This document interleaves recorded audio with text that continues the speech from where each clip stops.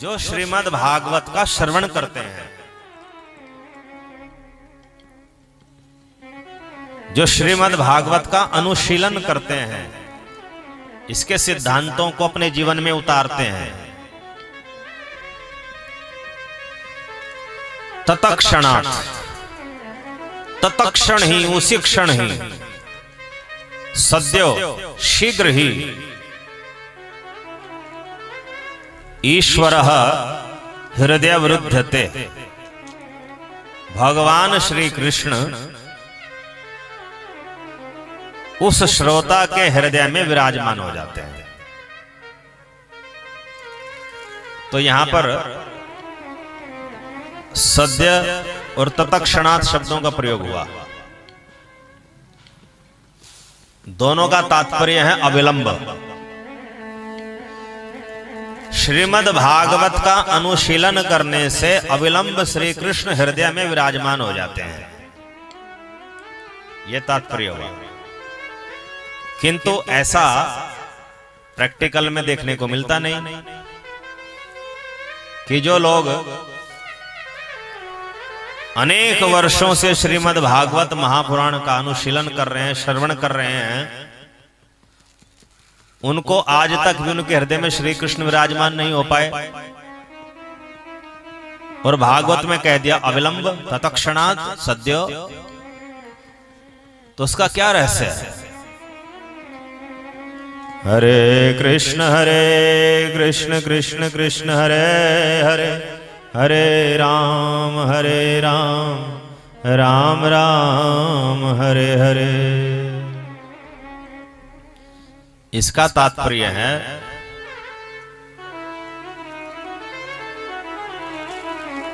कि जब कोई श्रीमद् भागवत महापुराण का श्रवण करता है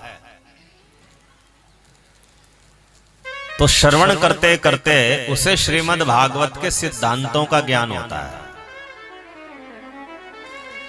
श्रीमद् भागवत के सिद्धांत क्या है कि श्री कृष्ण ही परमेश्वर है, कृष्ण भक्ति ही परमेश्वर की प्राप्ति का सर्वश्रेष्ठ उपाय है, और श्री कृष्ण प्रेम ही श्री कृष्ण भक्ति का सर्वोच्च उद्देश्य है। तो जब ये तीन सिद्धांत श्रीमद् भागवत कथा सुनते सुनते हृदयंगम हो जाते हैं, बुद्धि में बैठ जाते हैं, तो फिर व्यक्ति श्रीमद् भागवत का अनुशीलन करता है। पहले श्रवण करता है, फिर अनुशीलन करता है। तो श्रवण करने का तात्पर्य बस सुन रहा है, समझ रहा है, और समझ में क्या आ गया कि कृष्ण कृष्ण भक्ति, कृष्ण प्रेम ही भागवत का सार है। अब इसका अनुशीलन करना है। अनुशीलन कैसे होगा कि अब तक तो मैं अज्ञानता में था, इसलिए कृष्ण को विष्णु जी का अवतार मान रहा था, किंतु अब से मैं श्री कृष्ण को विष्णु का अवतार नहीं मानूंगा, परमेश्वर के रूप में स्वीकार करूंगा, सर्वोच्च परमेश्वर परम ब्रह्म के रूप में स्वीकार करूंगा। अब तक तो मैं कर्म ज्ञान ध्यान आदि को श्रेष्ठ साधन समझ रहा था, किंतु अब मैं कृष्ण भक्ति को ही सर्वश्रेष्ठ साधन के रूप में अपनाऊंगा, अर्थात कृष्ण भक्ति करूंगा। प्रैक्टिकल में कृष्ण भक्ति करने लगता है, और मैं कृष्ण भक्ति भुक्ति सिद्धि मुक्ति की प्राप्ति के लिए नहीं करूंगा, मैं कृष्ण भक्ति केवल कृष्ण प्रेम प्राप्ति के लिए करूंगा। तो इस प्रकार ये भागवत का अनुशीलन होना शुरू हो जाता है। तो जब भागवत का अनुशीलन होता है, अर्थात कोई कृष्ण भक्ति करता है, कृष्ण को परमेश्वर मान करके और कृष्ण प्रेम प्राप्ति के लिए, तो ये भागवत का अनुशीलन है। इस भागवत का अनुशीलन करते रहने से जीव के, भक्त के, श्रोता के अंतःकरण की शुद्धि हो जाती है। तो जब अंतःकरण की शुद्धि हो जाती है तो वह जीव कृतार्थ हो जाता है। तो कृतार्थ के लिए शब्द आया कृति भी, कृतार्थ हो गया। तो जिसके कृष्ण भक्ति करके जिसके अंतःकरण की शुद्धि हो गई, कृतार्थ हो गया।